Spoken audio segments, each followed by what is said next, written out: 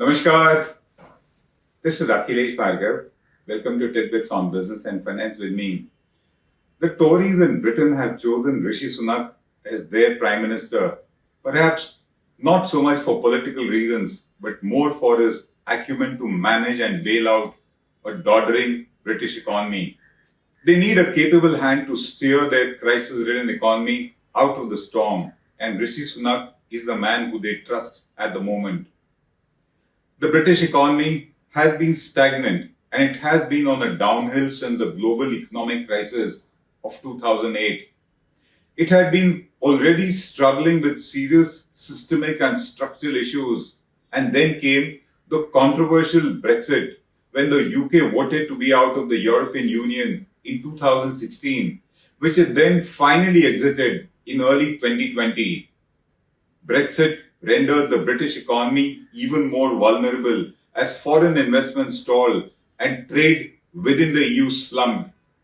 The UK economy was expected to shrink by about 4% in the long run after it ceased to be a member of the EU, the world's largest trading bloc which it exited.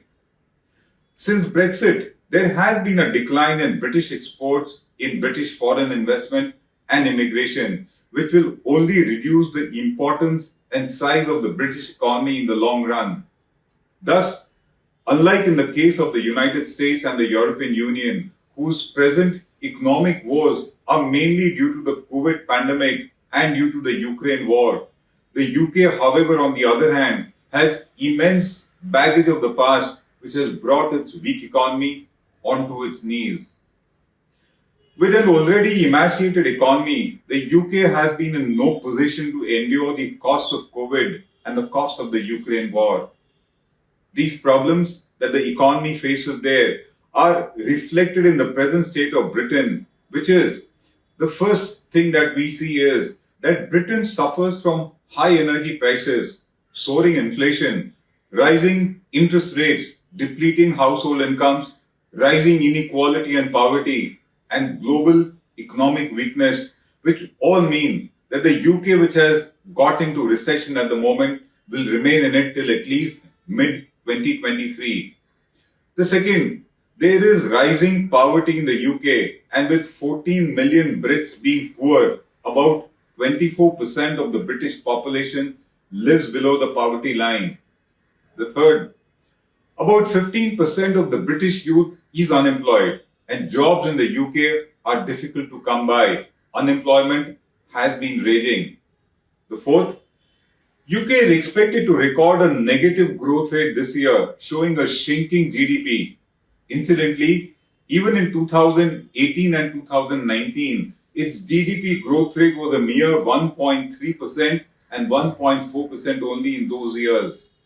Inflation in Britain rages at over 10%, with the average prices of cheaper groceries which the common man consumes up by about 17%.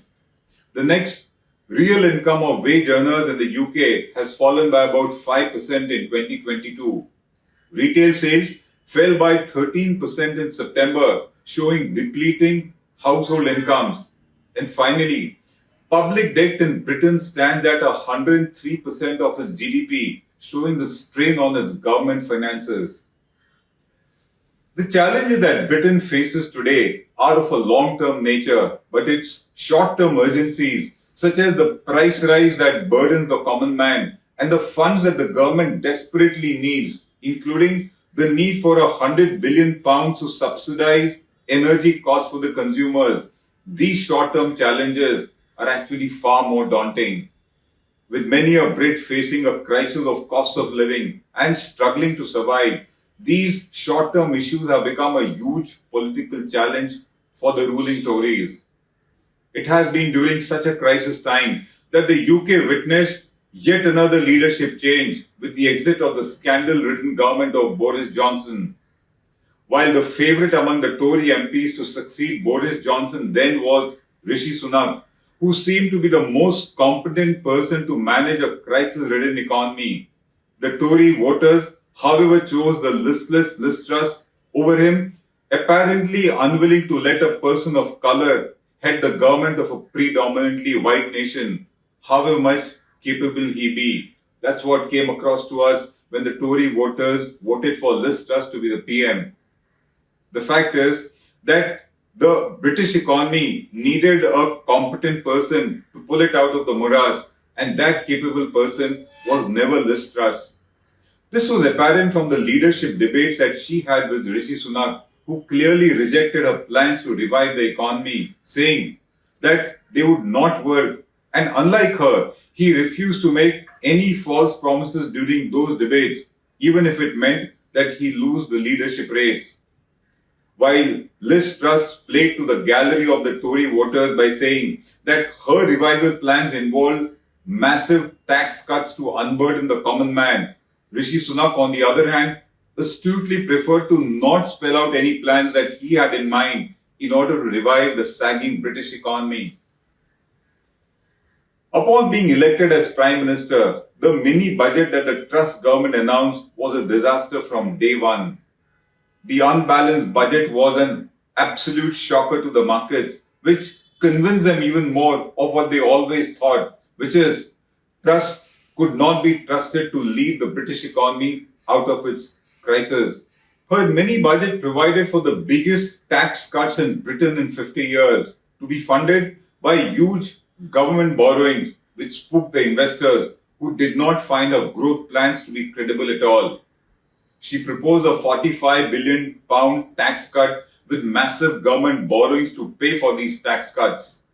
It sent shockwaves into the markets and caused a crisis of faith in the very ability of the new British government to pull the nation's stalling economy back from the brink of recession. Truss, however, defended the budget, saying that the tax cuts will ultimately lead to economic growth in England. There were hardly any takers for her moves. Citibank called it a huge, unfunded gamble for the British economy.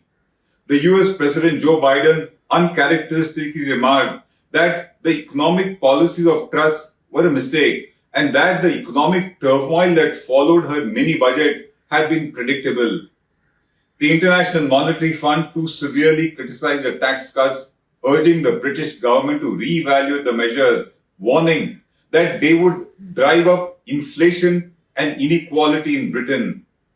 The pound tanked, the markets collapsed, and to do damage control, Truss sacked her finance minister and appointed her fierce Tory rival and critic Jeremy Hunt in its place, who immediately reversed the thoughtless tax proposals that had been proposed.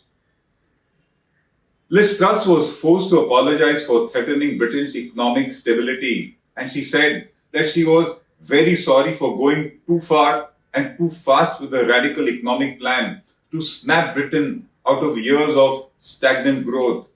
To us, we always thought that even at such times she was only playing to the gallery because the normal Tory voter always prefers tax cuts, and that was the foundation of her mini budget. With no confidence in her, Truss was forced to resign, and the Tory MP's first choice of her replacement was Rishi Sunak. Upon taking charge, Rishi said that the UK faces a profound economic crisis and he pledged to lead the country out of it. He said that painful decisions will have to be made. They are inevitable. He promised to put economic stability and confidence at the heart of the agenda and to rebuild trust in the government. He praised the ambition of Liz Truss's predecessor to reignite economic growth, but acknowledged that mistakes had been made. Sunak needs to come up with a solid roadmap to pull the UK out of the grip of political and economic crisis. The challenges that Rishi Sunak faces and what he needs to do on the economic front includes a number of items. And what are they? The first one, inflation in Britain has gone through the roof and at above 10%. It is at its highest in 40 years. Energy prices have been galloping and food prices have been skyrocketing there with no respite or end in sight. The second challenge, real incomes are shrinking in Britain and consumers are facing a cost of living crisis there. Poverty and inequality have been shooting up. The third, he will need to very deftly maneuver cuts in government spending and tax increases in order to fund its revival plans that he would be formulating. The fourth, the UK is expected to see a barrage of strikes in the coming weeks by rail unions, dock workers, postal employees, health workers, refuse workers, telecom staff, etc., all demanding better pay, job security, and better working conditions. The next, the UK has provided £2.3 billion of military aid to Ukraine so far, which Rishi has vowed to redouble and reinforce despite the weak government finances in Britain. Further, Rishi has guaranteed that benefits, tax credits and pensions would rise in line with the inflation rate of 10%, which will need additional funds of about 30 to 40 billion pounds, which will need to be provided for. The question is, where will such funds come from? The next, Sunak needs to slash government spending to plug an estimated 45 billion pound hole in the government's finances created by an economic slowdown, higher borrowing costs, and by the energy subsidy scheme. And finally, he needs to reassure the Brits that over the coming winter, there will not be widespread poverty and economic uncertainty in England, despite the unabated Ukraine war, which is hindering gas supplies to them. It's not just the economy which demands the attention of Rishi Sunak. He will need to review all politically sensitive areas such as health, education, defense, welfare, and pensions. It's a huge task before him, but at the moment, the markets trust Sunak, which makes it easier for him to implement his plans. But then, the markets remain edgy and impatient, and thus, any wrong or unexpected moves by him will see the trust vanish, notwithstanding the fact that there are no quick fixes for Britain's chronic economic problems. And the only way out of those problems is to raise taxes and cut government expenditure, just what the Tory voter base does not like him to do. So while he struggles with setting the economy right, political challenges will continue to dog him. This is Akhilesh Bhargava signing off till we meet again. Namaskar. Now be the first to know about the latest updates on our new news app. Go on your Android or iOS, search for HW News Network.